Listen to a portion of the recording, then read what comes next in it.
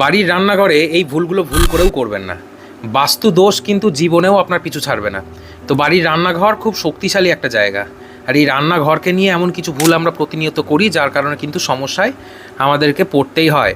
তো এই বাড়ির রান্নাঘর শুধুমাত্র খাবার তৈরির জায়গা কিন্তু একদমই নয়, কারণ বাস্তুশাস্ত্র এটা বলছে যে এটা কিন্তু পরিবারের সুখ, সমৃদ্ধি এবং আর্থিক অবস্থার সঙ্গে ওতপ্রোতভাবে জড়িত।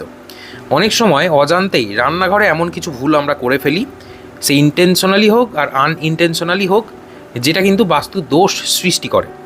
তো জ্যোতিষশাস্ত্র, বাস্তুশাস্ত্র এবং আরও কিছু মুনি ঋষিদের মতে রান্নাঘরে কিছু নিয়ম না মানলে কিন্তু সংসারে অশান্তি থাকবেই। অর্থনৈতিক সমস্যা, স্বাস্থ্যজনিত জটিলতা সেটাও বাড়তে পারে। তো আজকের এই ভিডিওটাকে শেষ অবধি দেখুন। বাস্তুশাস্ত্র অনুসারে রান্নাঘরের আদর্শভাবে দক্ষিণ পূর্ব দিকে হওয়া কিন্তু সব থেকে শুভ বলে মনে করা হয়। আপনার রান্নাঘর দক্ষিণ পূর্ব দিকে যদি হয় খুব শুভ। এবং এই যে দিক, এটাকে অগ্নিকোণ বলা হয়। এই দিক আগুন এবং শক্তির প্রতীক। অনেকের বাড়িতে জায়গার অভাবে অন্যত্র রান্নাঘর তৈরি হলেও কিছু নিয়ম মেনে চললে নেতিবাচক প্রভাব কিন্তু কমে যেতে পারে।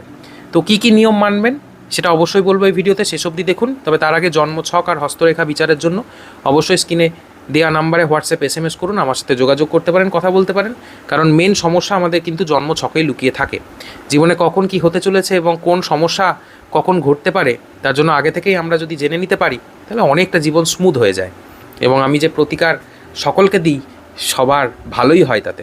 তো দেখুন, মেন ভিডিওতে আসা যাক। বিশেষজ্ঞদের মতে রান্নাঘরের সবথেকে বড় ভুলগুলোর মধ্যে একটি হলো অপরিষ্কার পরিবেশ। রাতে বাসন জমিয়ে রাখা বা নোংরা রান্নাঘর বাস্তু দোষ ডেকে আনে। এর ফলে কিন্তু সমস্যা বাড়ে, পরিবারের সদস্যদের মধ্যে অশান্তি বাড়ে, মানসিক চাপ বাড়ে।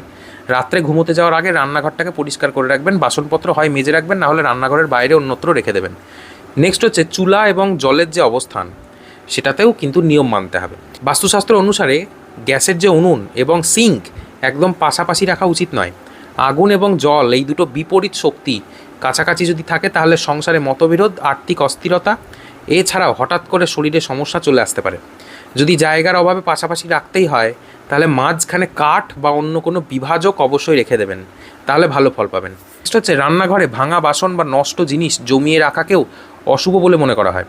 বিশেষজ্ঞরা বলছেন, বাস্তুশাস্ত্র এটা আমাদেরকে বলছে যে ভাঙা কাপ, ভাঙা প্লেট বা খারাপ ইলেকট্রনিক জিনিস নেতিবাচকতা বাড়িয়ে দেয়। এটা রান্নাঘরে ভুলেও রাখবেন না। এর প্রভাবে কিন্তু পরিবারের সমস্যা আসবে, আর্থিক সমস্যা তৈরি হতে পারে, অকারণে ঝামেলা অশান্তি বাড়বে। অপ্রয়োজনীয় ভাঙা জিনিস দ্রুত সরিয়ে ফেলবেন। অনেকেই রান্নাঘরে ওষুধ রাখেন, কিন্তু বাস্তুশাস্ত্র অনুযায়ী রান্নাঘরে দীর্ঘদিন ওষুধ একদম রাখা যাবে না। এতে পরিবারের সদস্যদের মধ্যে অসুস্থতা বেড়ে যায়। একই সঙ্গে রান্নাঘরে আয়না লাগানোর ক্ষেত্রেও বিশেষ সতর্কতা দরকার।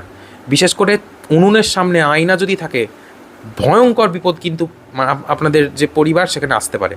তাই খুব সচেতন থাকবেন। আর একটা খুব গুরুত্বপূর্ণ পয়েন্ট, সেটা হচ্ছে রান্নাঘরে আলো বাতাসের ব্যবস্থা অত্যন্ত গুরুত্বপূর্ণ। অন্ধকার বা স্যাঁতস্যাঁতে রান্নাঘর নেতিবাচক শক্তির প্রতীক হিসেবে ধরা হয়। তাই সম্ভব হলে প্রাকৃতিক আলো ঢোকার রাস্তা তৈরি করে দেবেন এবং বাতাস ঢোকার ব্যবস্থা রাখবেন। রান্নাঘরে হালকা হলুদ, কমলা বা ক্রিম কালার ব্যবহার করতে পারেন, খুব শুভ।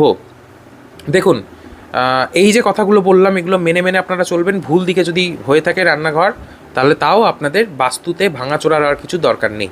ভিডিওটাকে শেয়ার করে দেবেন। রাধে রাধে।